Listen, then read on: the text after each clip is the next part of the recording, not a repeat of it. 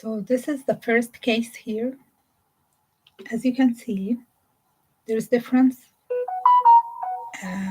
between the right lung apex here and the left lung apex here.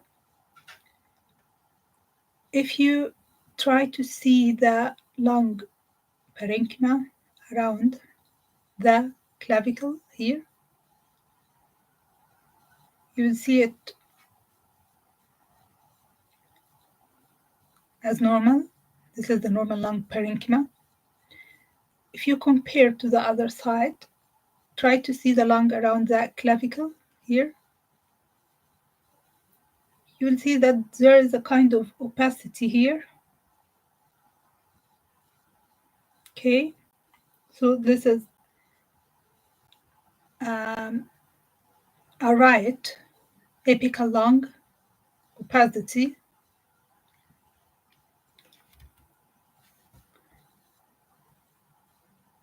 Here's another case. It's not opacity here, it's a cavitation here.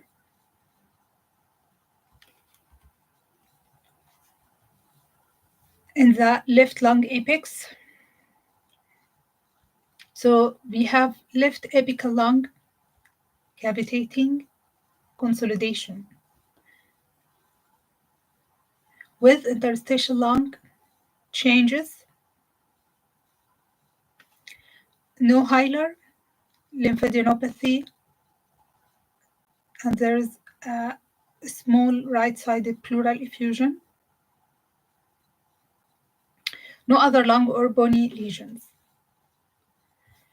The differential diagnosis for this cavitating consolidation include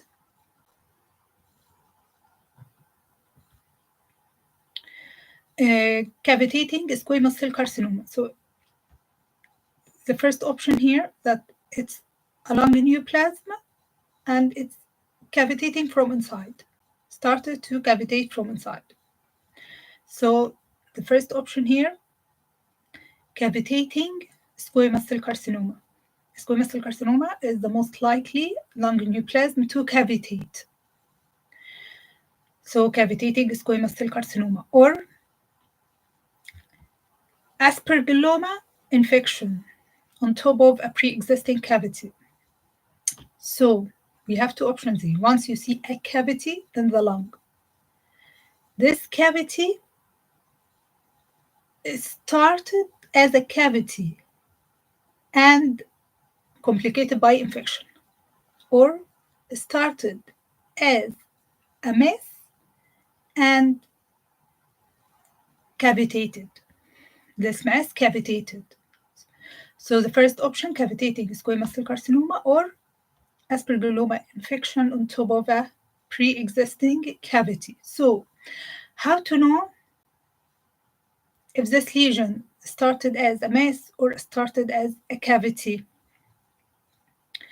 I would assess any previous x-ray. So the previous x-ray here is the solution here. The previous x-rays is the solution here. Why? To look for a pre-existing cavity. I will say here to look for the start of the lesion as a cavity. Is the lesion started as a cavity or a mass? So here to look for a pre-existing cavity. The pre-existing cavity could be a congenital cavity as bronchogenic cyst or bronchiectasis.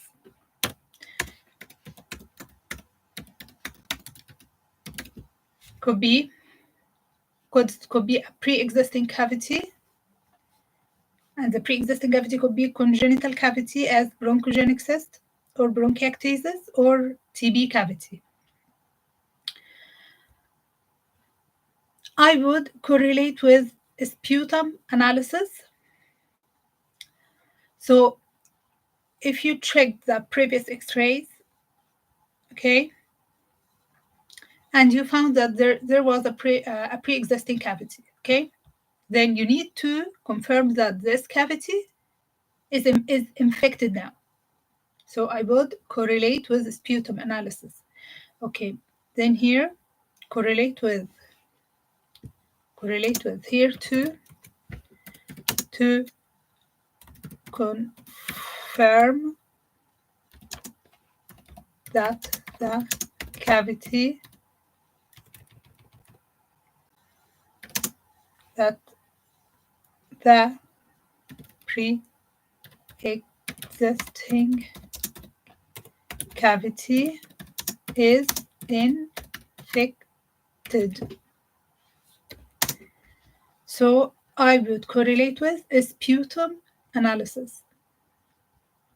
Sputum analysis for aspergillus filaments.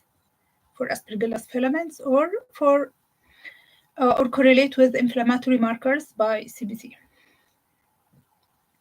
If there are if the inflammatory markers and the aspergillus filaments are normal, so the infection here is less likely. So infection of the cavity is less likely. Then carcinoma is the more likely option. Then I would recommend a CT scan for carcinoma. CT scan of the chest for carcinoma. Okay, this is the next case. This case is an example of a lung neoplasm. A lung neoplasm, not a collapse. Okay, so if you see an area of consolidation, then try to check if this area of consolidation is causing mass effect or is causing signs of volume loss of the lung. This lesion is causing mass effect, as you can see here, mediastinal shift, tracheal shift to the contralateral side. So this is not a consolidation collapse. This is likely to be a mass. Okay, let's see here a consolidation mass in the left upper lung zone. In the left upper lung zone, and this is a chest X-ray, causing mass effect with mediastinal, with contralateral tracheal shift,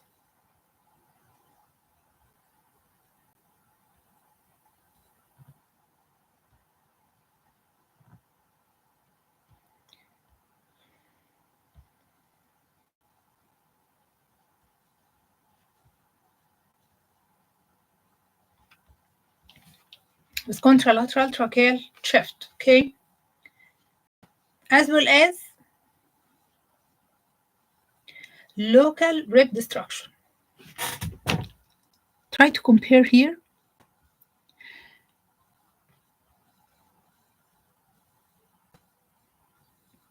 This is the normal rib, and here this is the expected area of the rib.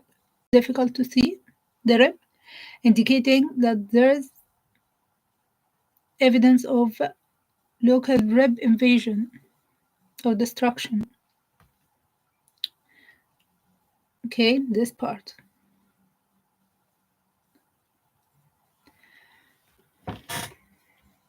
So the mass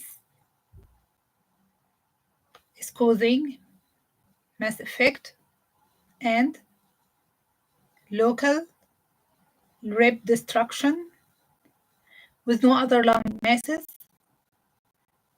and no pleural effusion, appearance in keeping with a lung neoplasm. How to deal with a lung neoplasm in adult cases.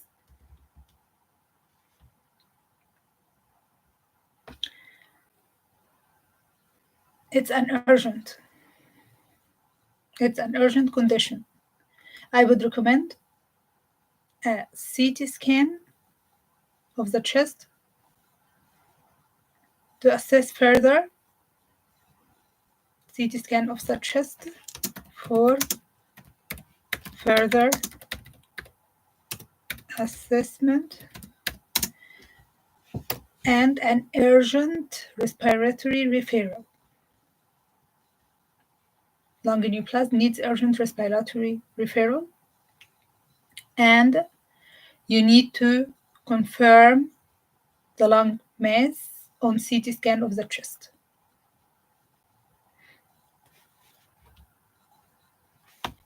This is the pediatric case.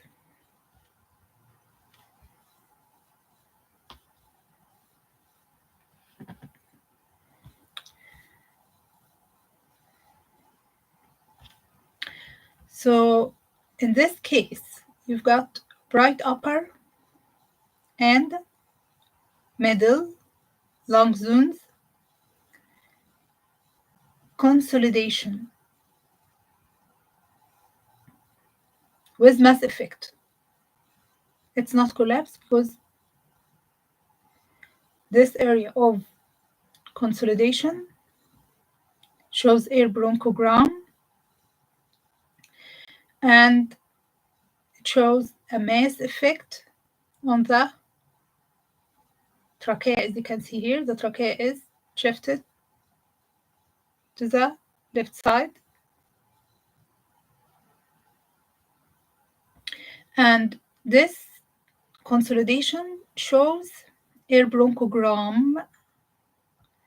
It is seen adjacent to the right cardiac border and silhouetting, adjacent and silhouetting the right cardiac border, indicating it is located in the right upper lobe. So the silhouetting sign, along with the air bronchogram, along with the mass effect, all of these signs point to right upper lobe pneumonia. Okay, with left-sided, there's evidence of left-sided pneumothorax. Left-sided pneumothorax with minor flattening of the left hemidiaphragm. This is an important sign to check. Once you see a pneumothorax, you need to check for signs of tension pneumothorax. Tension pneumothorax as minor flattening of the ipsilateral hemidiaphragm and mediastinal shift. Here, I can see minor flattening of the left hemidiaphragm, but no mediastinal shift, indicating left tension pneumothorax.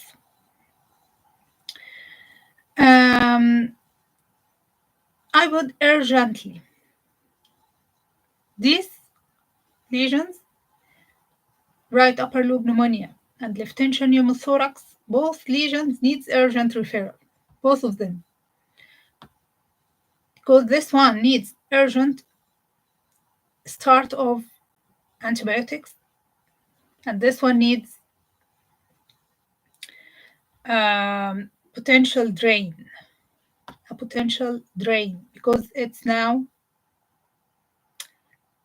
tension. It's now a tension type of pneumothorax. So what I will say here, I would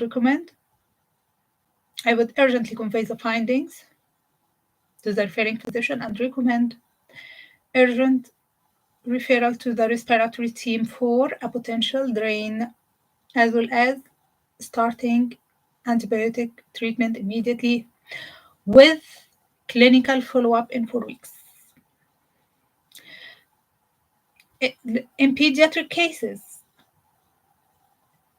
after treating the pneumonia with antibiotics for 4 weeks, the follow-up is with clinical follow-up. Pediatric cases needs only clinical follow-up.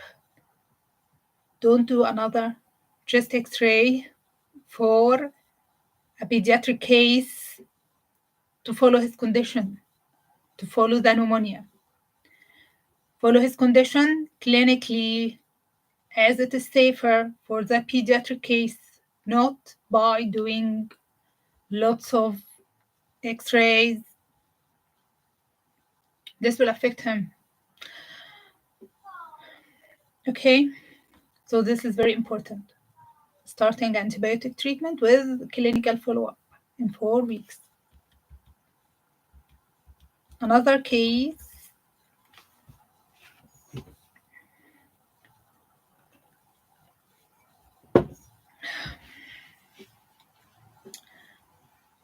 another pediatric patient with history of fever and cough. There is a right lung opacity seen adjacent to the right cardiac border, but not silhouetting the right cardiac border. It's very important. Seen adjacent, but not silhouetting the right cardiac border, denoting it's not. This opacity is not arising from the right upper lobe. No, it's from behind. From behind. It's not silhouetting here. It's from behind. From the right lobe. Okay.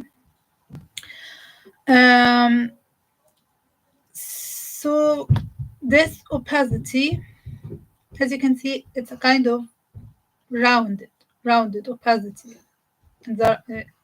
Seen adjacent to the right cardiac border with, as you can see here, with air bronchogram. With air bronchogram. No other hilar or lung lesions and no pleural effusion.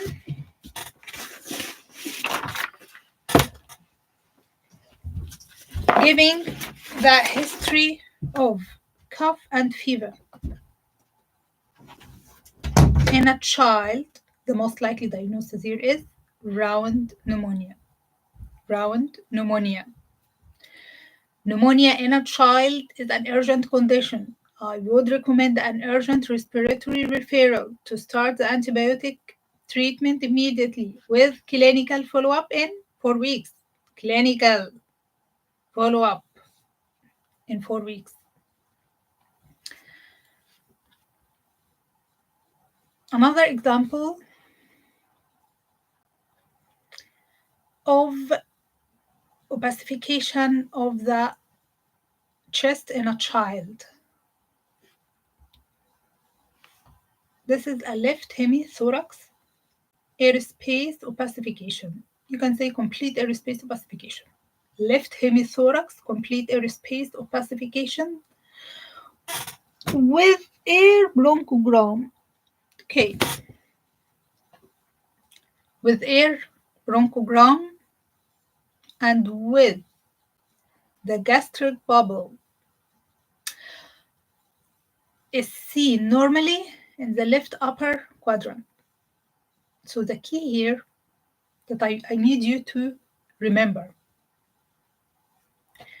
Once you see airspace opacification in a child, you need to check for leosenses. Two leosenses. The first one inside the chest, and the second one inside the abdomen. So left hemithorax opacification,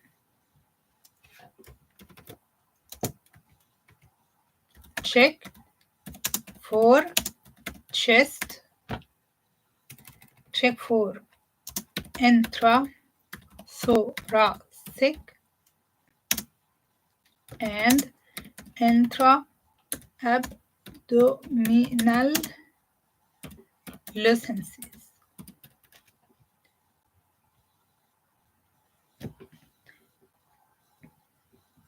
So what kind of lucences intrathoracic here? Air bronchogram. What kind of lucences in the abdomen here? Gastric bubble. The gastric bubble is normally seen in the left upper quadrant. This is a sign that the bowel loops is not the cause of this opacification here. As if the bowel loops is saying to you, I'm innocent, I'm innocent, I'm normal, I'm innocent, I'm not the cause of the opacification here. So once you see the gastric bubble in the left upper quadrant, the most likely diagnosis is inflammatory condition affecting the left hemithorax. It's not a hernia. So appearance in keeping with an inflammatory process, and it's most likely aspiration pneumonia. Aspiration pneumonia. I would urgently, as I mentioned before, pneumonia in a child is an urgent condition. I would urgently convey the findings to the referring physician and recommend an urgent respiratory referral to start the antibiotic treatment immediately with clinical follow-up in 4 weeks. I put this case just to confirm what I've mentioned in the previous one. This case is the same, but both chest, both hemithorax,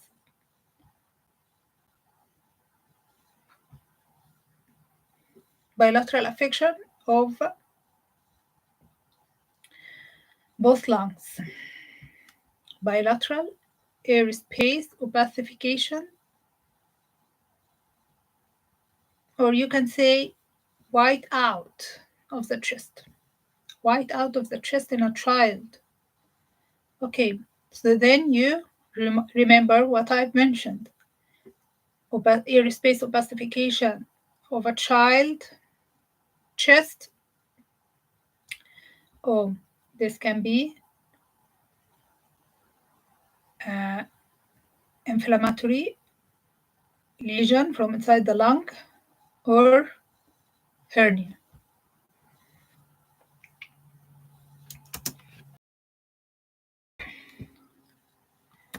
Hernia or pneumonia. Hernia or pneumonia. You can say that here too. Could be hernia or pneumonia. So what I should do? Air bronchogram, hernia. Air bronchogram, pneumonia.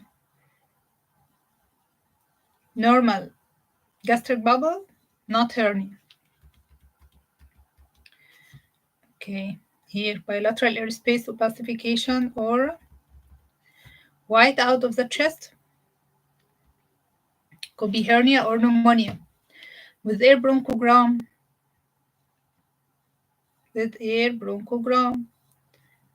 it's more likely to be pneumonia. The gastric bubble is seen normally in the left upper quadrant. It's not likely to be hernia.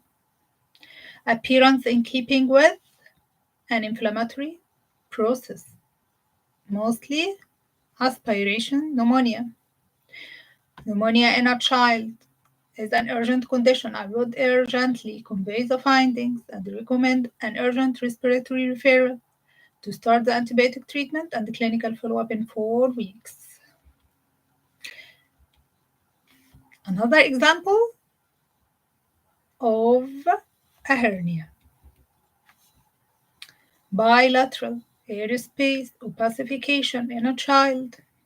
Could be hernia or pneumonia. Could be hernia or pneumonia. With locules of air, or containing some lucency in the left upper lung zone. So look at this sign. this locules of air, indicating that this is a viscous here, a viscous or bowel loop here, with a non-visualized gastric air bubble. So the air, which is normally seen here, is now seen here. It's now seen here. Oh. Complete opacification or bilateral airspace opacification of the chest with locules of air and visualization of the gastric air bubble below the diaphragm, appearance in keeping with a large hernia.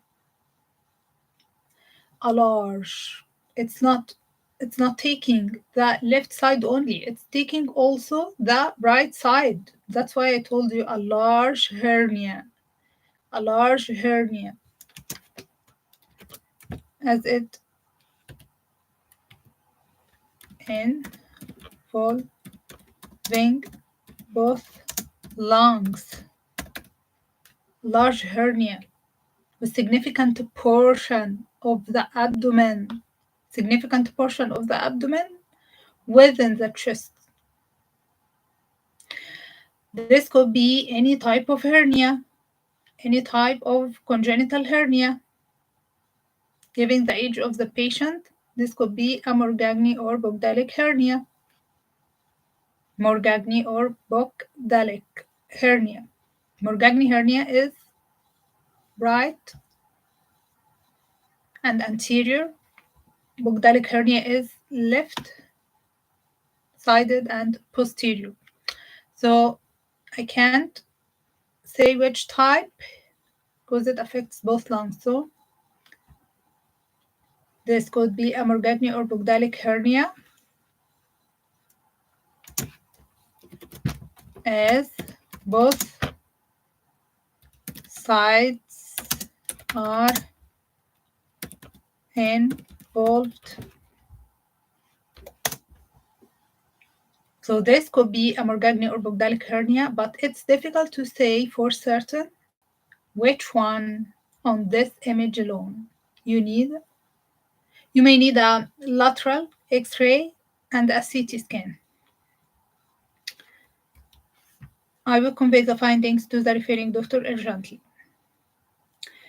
It's difficult to say for certain which one on this image alone.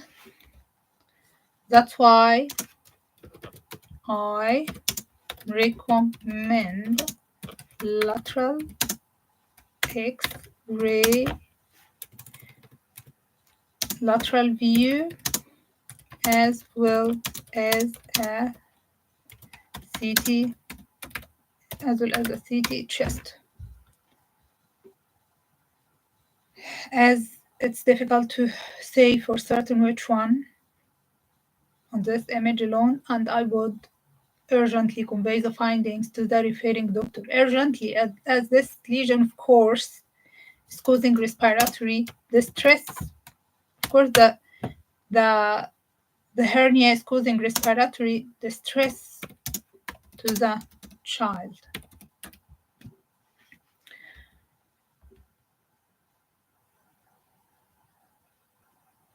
This is an example. If you see here, everything is okay except this spot. So this is an example of right upper lung zone opacity.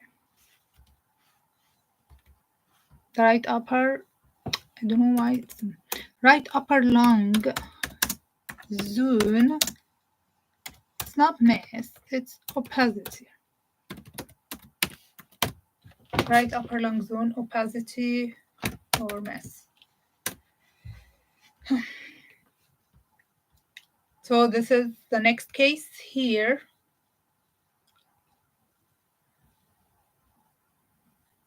I've got here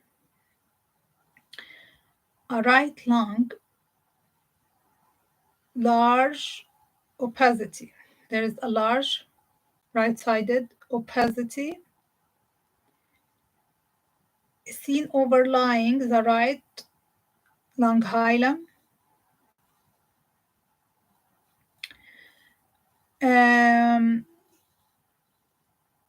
You can say that it's seen adjacent to and saluting the right lung hilum and the right cardiac border, indicating it is arising from the right upper lobe.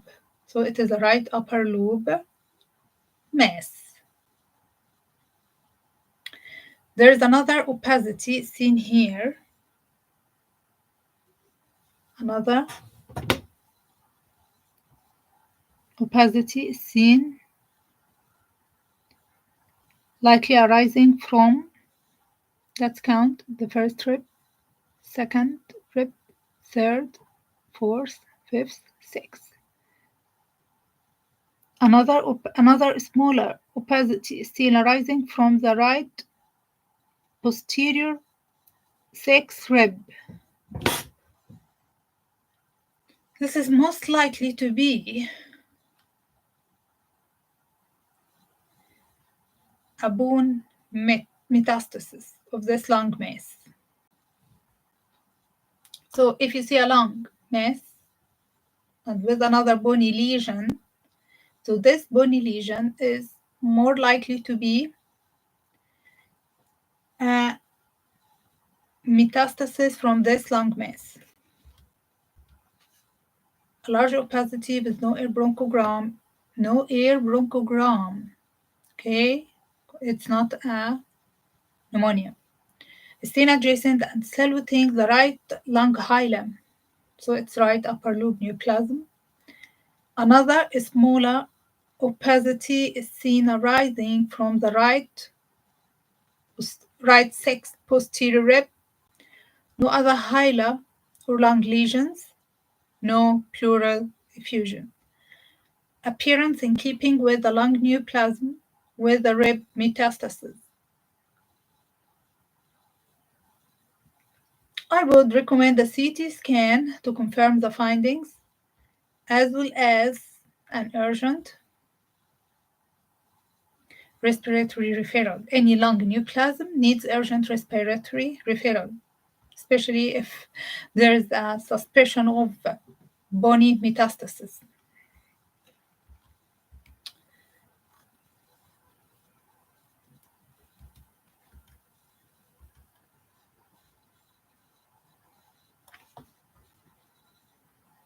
I can end this session with showing you some fractures of the ribs on chest X-ray, which it's very hard to me to detect from the first sight of the chest X-ray. So if you see here, you can say that there are some fractures of the left ribs. Look here and here. So you need to go like this on the ribs, the chest X-ray, like this. What's this? There's a defect here. There's a fracture of the left ribs here. Right. What this? There's a here. Another fracture here.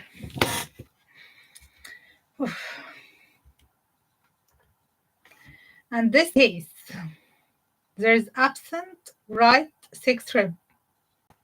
So let's count. For the beginners who doesn't know how to count ribs, go with the first rib. No. This is the first rib. Okay. Then the first rib. This is the transverse process of the first cervical vertebrae. Okay. So the first rib goes to the transverse process of the first cervical vertebrae. Go to the next transverse process and go with the rib articulating with it. It is the second rib. Okay, so first, then here, this is the second. This is the second rib. Okay. So the first rib, the second rib, the third rib, the fourth rib, the fifth rib, the sixth rib. Look here. Absent. Right 6, posterior or anterior. These ribs are anterior ribs, and these ribs are posterior. Posterior because it's go posterior to articulate with the transverse process of the spine. So you can see them like this. This is the posterior aspect of the rib. Absent right 6, posterior rib. Posterior rib. Okay.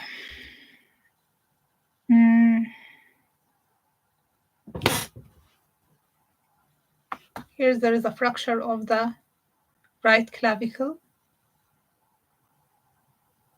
Don't miss this appearance. Fracture of the, sorry, it's not right clavicle, it's right scapula. Of the right scapula. And he says that there's a fracture of right 7th rib. First,